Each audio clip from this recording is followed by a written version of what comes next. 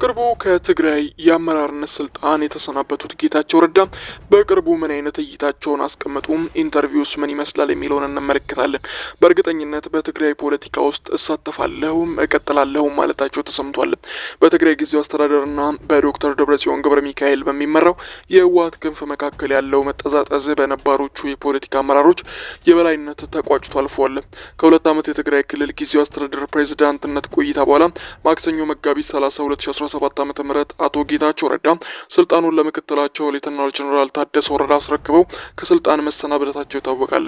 ቀጣይ መዳረሻቸው በግልጽ ያልታወቀው የቀድሞ የክልሉ ጊዜያዊ አስተዳደር ፕሬዝዳንት አቶ ጌታቸው ትናንት ሮብ ሚያዝያ 1 ቀን 2017 ዓ.ም ከቢቢሲ ፎክስ ኦፍ አፍሪካ ጋር ቃለ መጠይቅ ተደርጎላቸው አልፏል።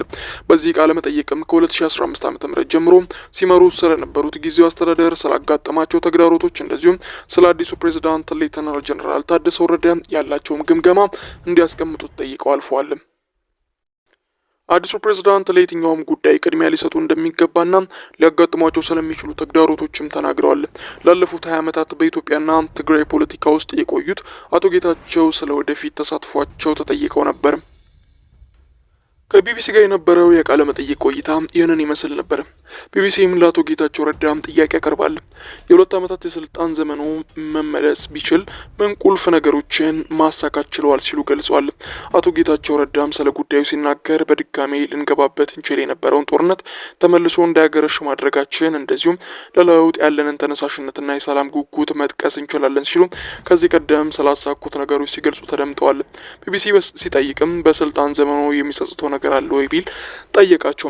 አቶ ጌታቸው ረዳም ስለ ጉዳዩ ሲናገሩ አዎ ጸጸት ማለት ቀደም ብለን ልናከናወን እንችል የነበራቸው ነገሮች ማድረግ አለመቻል ነው ሲሉ የገለጹ ሲሆን ለምሳሌ የተፈናቃዮችን መመለስ እንዳለመታደሉ ነው በትግራይ ውስጥ ያለን ለማይጠቅም ስልጣን የሚደረግ የውስጥ ለውስጥ ሽኩቻ ይህንን እንዳንፈጽም አዳጋች አድርጎብናል ሲሉ ገልጿል። የሚጸጽተኝ ዋነኛው ተጠያቂው እኔ በመሆኔ ብቻ አይደለም፣ ነገር ግን አሁንም ያለንበት ሁኔታ ውስጥ እንድንገባ ያደረገን መጓተት በራሱም ጸጸት ነው ሲሉ ገልጸዋል። ቢቢሲ ቀጣዩን ጥያቄ ሲያቀርብ ስልጣን እንዲለቁ ምክንያት የሆነው ዋነኛ ጉዳይ ምንድን ነው ሲል ጠየቀ ሲሆን ውስጣዊ ፖለቲካ ወይስ የተፎካካሪ ቡድኖች እንቅስቃሴ ነው ብሎ ጠይቁታል። አቶ ጌታቸውም በበኩላቸው ሲመልሱ አይወለም የፖለቲካ አመራሮች ሂደቱና የኔን አመራር ለማበላሸት ሁሉን አይነት ጥረት ሲደረግ ቆይተዋል ብሎ ገልጿል። ነገር ግን የፖለቲካ አመራሮች ብቻ አይደሉም ወታደራዊ አመራሮችም በሆነ ደረጃ የዚህ አካል ነበሩ ሲሉ ገልጿል። ዋነኛው ተጠያቂ ባላደርግም ውስጣዊ የፓርቲ ሽኩቻ መኖርም በአንድ ዓመት ውስጥ ልናሳካ ይገባን የነበሩንና ማከናወን የነበሩብንን ነገሮች እንዳንፈጽም አድርጎናል ሲሉ ገልጸዋል። በህግ አንጻር ሲታይ የጊዜው አስተዳደር የስልጣን በተቋቋመ በሁለት ዓመታት ውስጥ ያበቃል። ስልጣኑን ለማስቀጠል የሚሰጥ ውሳኔ በፌዴሬሽን ምክር ቤት በኩል ማለፍ አለበት ሲሉ ገልጸዋል። ስለዚህ በዚህ ሂደት ውስጥ የተፈጸመ ማንኛውም ጉዳይ የውስጥ የፖለቲካ ሽኩቻና የፕሪቶሪያውን ስምምነት ሙሉ በሙሉ አለመተግበር ውጤት ነው ሲሉ ገልጸዋል።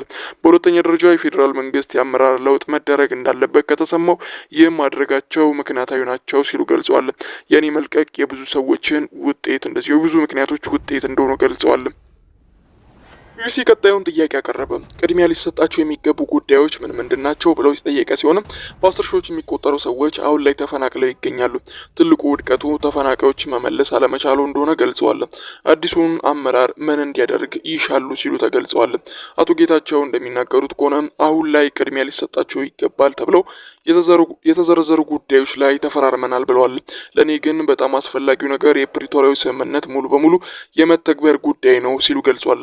ትጥቅ መፍታትና መልሶ መቋቋም አንዱ ጉዳይ ሲሆን የተፈናቃዮች መመለስ ግን ምናልባትም ከሁሉም እጅግ አስፈላጊ ጉዳይ ነው ብለው ገልጿል።